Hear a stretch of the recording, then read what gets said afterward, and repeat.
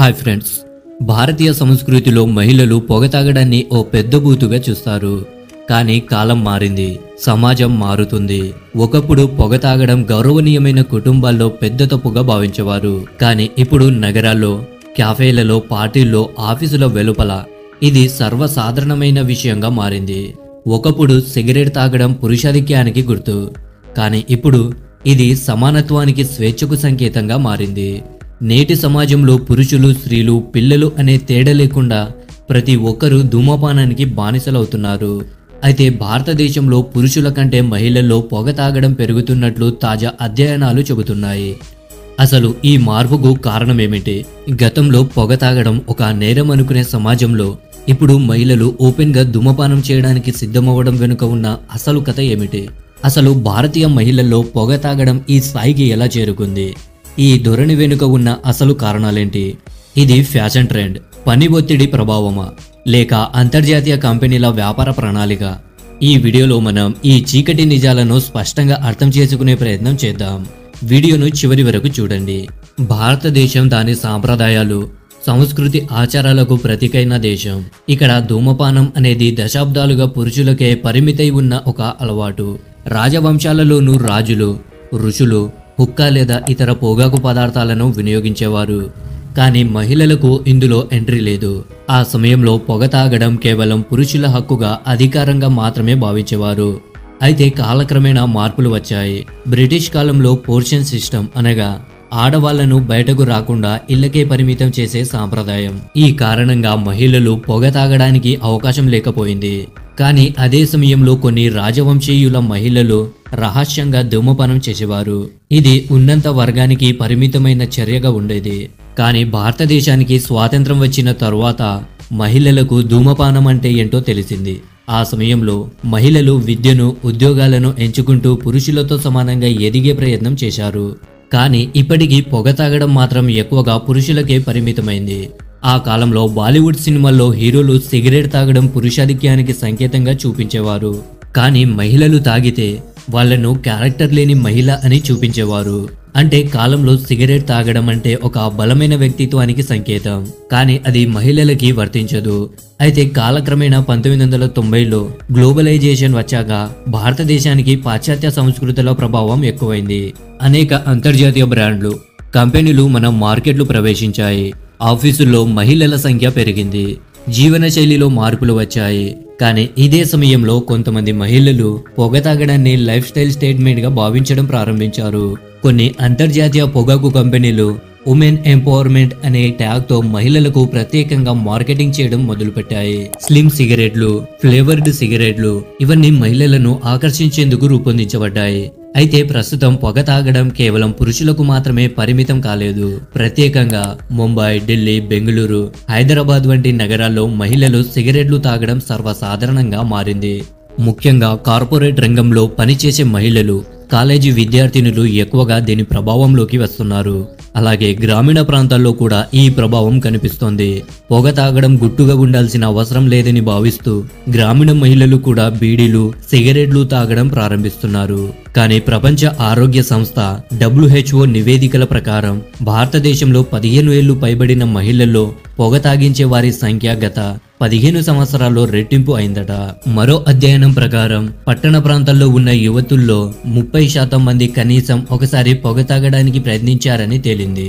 Friends, ఇవన్నీ నేను నా ఊహజనీతంగా చెబుతున్న విషయాలు కావు. పురుషులు పొగ తాగడం తగ్గిస్తుండగా మహిళల్లో మాత్రం ఇది పెరుగుతున్న ప్రమాదకర ట్రెండ్ గా మారుతోంది.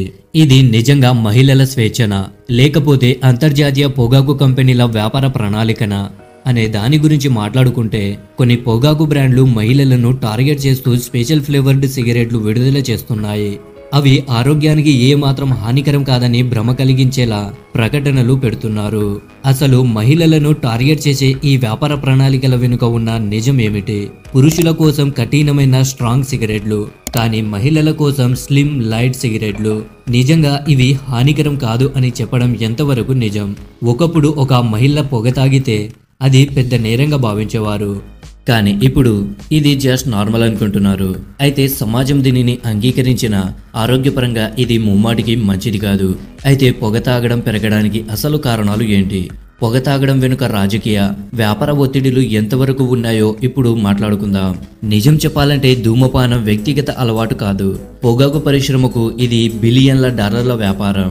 మనకు తెలియని వ్యూహాలు, సీక్రెట్ స్ట్రాటజీస్ ఈ ధూమపాన అలవాటును పెంచేందుకు కారణం. ముఖ్యంగా ఇది యువతను, మహిళలను టార్గెట్ చేస్తూ రూపొందించిన వ్యూహంగా మారింది. పురుషులు పొగ తాగడం క్రమంగా తగ్గిస్తున్నారని గమనిస్తున్న పొగాకు కంపెనీలు మార్కెట్ను కోల్పోకుండా ఉండేందుకు మహిళలను లక్ష్యంగా చేసుకున్నాయి. అందుకే ప్రత్యేకంగా స్లిమ్ సిగరెట్స్, లో నికోటైన్ సిగరెట్స్, ఫ్లేవర్డ్ సిగరెట్స్ లాంటి ప్రోడక్ట్స్ మార్కెట్లోకి వచ్చాయి. మీరు గమనించారా? ఇటీవల కాలంలో సిగరెట్ ప్యాకెట్ల డిజైన్ కూడా మారిపోయింది.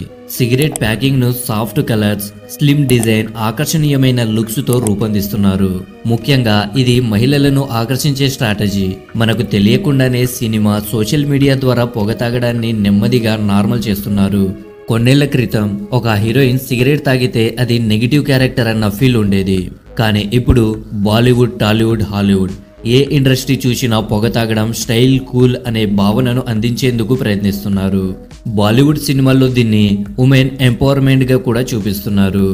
వెబ్ సిరీస్లలో మహిళ లీడ్ క్యారెక్టర్స్ పొగ తాగడం చేయకపోతే వాళ్ళు స్ట్రాంగ్ క్యారెక్టర్స్ కాదన్నట్టు చూపిస్తున్నారు. కేవలం సినిమాలు మాత్రమే కాదు, సోషల్ మీడియా కూడా దీన్ని ఒక ఫ్యాషన్ ట్రెండ్ గా మార్చేస్తోంది. ఇన్స్టాగ్రామ్, టిక్ టాక్, స్నాప్చాట్ వంటివి మహిళలకు పొగ తాగడాన్ని ప్రమోట్ చేసే మార్గంగా మారుతున్నాయి.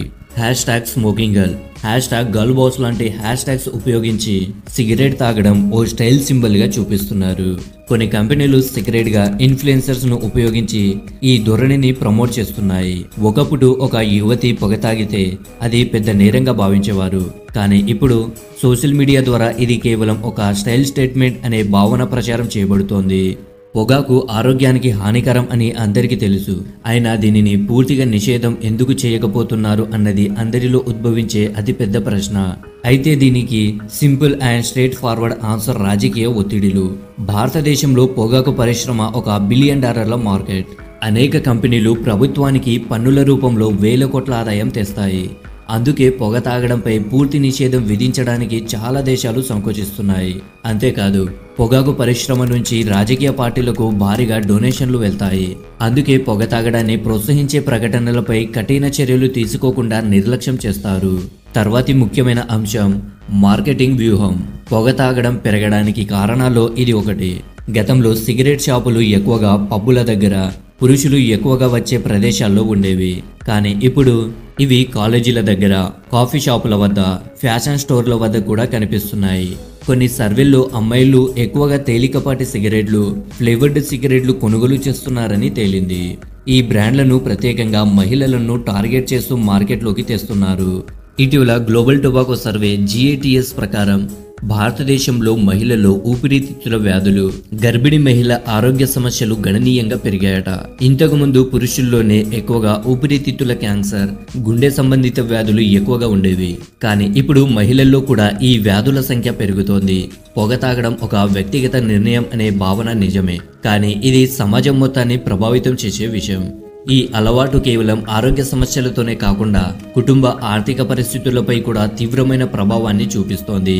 ప్రపంచ ఆరోగ్య సంస్థ WHO నివేదిక ప్రకారం పొగ తాగడం వల్ల ప్రతి 6 సెకండ్లకు ఒకరు ప్రాణం కోల్పోతున్నారు. ధూమపానం కారణంగా మన దేశం మహిళల్లో ఊపిరితిత్తుల క్యాన్సర్, గుండె సంబంధిత వ్యాధులు, గర్భసంచార సమస్యలు పెరుగుతున్నాయి. సిగరెట్లోని కార్బినోజెన్స్ ఊపిరితిత్తుల కణాలను నాశనం చేస్తాయి. ఇటీవల జరిపిన గ్లోబల్ టొబాకో సర్వే GATS ప్రకారం పొగ తాగే మహిళల్లో ఊపిరితిత్తుల క్యాన్సర్ రిస్క్ 300% ఎక్కువగా ఉంటుందని తేలింది. అంతేకాకుండా ఇది హార్ట్ అటాక్, స్ట్రోక్ ప్రధాన కారణం కూడా అవుతుంది. ముఖ్యంగా యువతుల్లో పొగ తాగడం పెరిగినప్పటి నుంచి హార్ట్ ప్రాబ్లమ్స్ పెరిగినట్లు పరిశోధనలు సూచిస్తున్నాయి. కొంతమంది పొగ తాగడాన్ని ఒత్తిడిని తగ్గించే మార్గంగా చూస్తారు, కానీ నిజానికి దీనివల్ల మానసిక ఆరోగ్య సమస్యలు ఎక్కువవుతాయి. అధ్యయనాల ప్రకారం పొగ తాగితే మహిళల్లో డిప్రెషన్, యాంగ్జైటీ ఎక్కువగా ఉన్నట్టు తేలింది. ఫ్రెండ్స్, పొగ తాగడం వల్ల కేవలం మన ఆరోగ్యంపైనే కాదు, మన చుట్టూ ఉన్న కుటుంబంపై కూడా తీవ్రమైన ప్రభావం ఉంటుంది. సో పొగ తాగడం నిజంగా స్వేచ్ఛనో లేక ఒక ప్రమాదకరమైన అలవాటో ఒకసారి మొదలైతే దాన్ని ఆపడం చాలా కష్టం. అందుకే ఇది నిజంగా అవసరమా అని ప్రతి ఒక్కరూ ఆలోచించాలి. దాంతోపాటుగా ప్రభుత్వాలు కఠిన ఆంక్షలు విధించాలి. పొగ తాగడం వల్ల కలిగే ముప్పులను మరింత స్పష్టంగా ప్రచారం చేయాలి. యువత పొగ తాగడాన్ని ఒత్తిడిని తగ్గించే మార్గంగా చూస్తున్నారు. కానీ దీనికి బదులుగా ఆరోగ్యకరమైన అలవాట్లు, యోగా, మెడిటేషన్, ఫిట్నెస్ వంటి మార్గాలను ప్రోత్సహించాలి. పొగ తాగడం ఫ్రీడమో లేక వ్యాపారమో, దీని ఫలితాలు గమనిస్తే ఇది ఒక వ్యక్తికే కాకుండా మొత్తం సమాజానికి నష్టం చేస్తున్న అంశంగా తెలుస్తోంది. మీరు ఈ అంశంపై ఏమనుకుంటున్నారు? మీరు ఎప్పుడైనా మీ పరిసరాల్లో మహిళలు పొగ తాగడాన్ని గమనించారా? మీ అభిప్రాయాలను కామెంట్స్ లో చెప్పండి. ఇలాంటి ఆసక్తికరమైన వీడియోల కోసం మా ఛానల్ను సబ్స్క్రైబ్ చేయండి. వీడియోను లైక్ చేసి షేర్ చేయండి. Thank you friends. Thank you for watching.